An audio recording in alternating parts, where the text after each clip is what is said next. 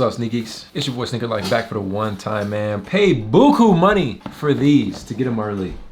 We have the Air Jordan 11 Cherry. Got them early. When do these release, man? When do these release? I've been really wanting to see how these look in hand. So we'll do a full review. I just wanted to kind of milk the views, you know, real quick to pay for this pair. To be honest, man, share this with your mama, share it with your grandma, get your girl to come watch, hit that thumbs up. Nah, I'm just kidding. These are set to release December 10th, right? Retail's gonna be $225. And surprisingly, these ended up being so much cleaner than I expected.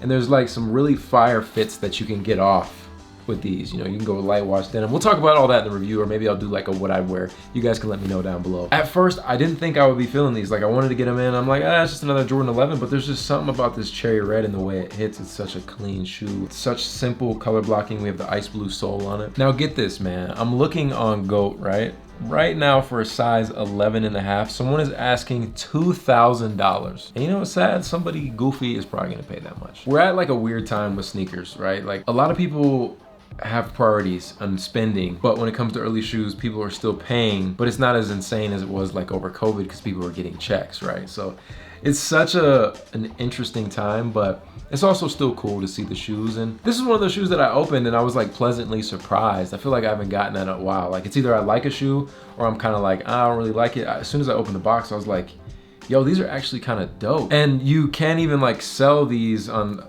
few platforms because of what happened in Memphis. A lot of people were selling off all those stolen pairs. So like I said, there's a few shoes that just kind of have this really interesting story to them. And you know, I am just throwing this out there now. I was talking to a homie and I think this might be the first Jordan 11 to potentially maybe sell out, right? Typically it's the holidays, they do sell out. But I think a lot of people are gonna be surprised when they go to the mall and these are sitting on shelves. Clip that right now, clip it, come back in December and we'll see if I was right or wrong. But yeah, guys, I just wanted to kind of show you some close-ups and some details, let you know that I got them in, and would love to hear kind of what you guys want to know about them, what you want to see in the review. What is the one thing that you look forward to the most when it comes to sneaker reviews? You guys know I've been trying to keep them a lot shorter and kind of get straight to the point instead of drag it on. So do you guys want a review and kind of a what I'd wear, or would you like that all in one video?